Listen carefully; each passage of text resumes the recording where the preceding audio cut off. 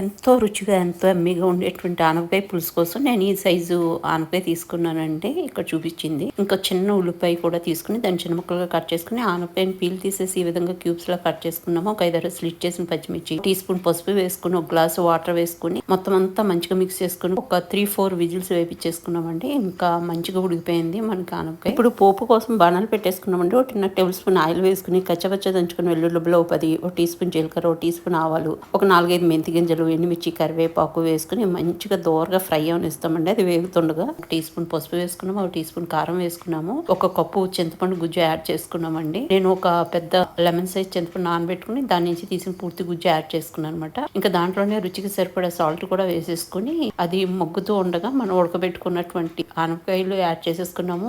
పావు tea spoon కంటే తక్కువ మెంతిపిండి, టీ స్పూన్ బెల్లం వేసుకున్నాము, కొత్తిమీర వేసుకున్నాము. మరుగుతూ ఉండగా మనము ఒక టేబుల్ స్పూన్ వెన్న ఇంట్లో ఫ్రెష్ గా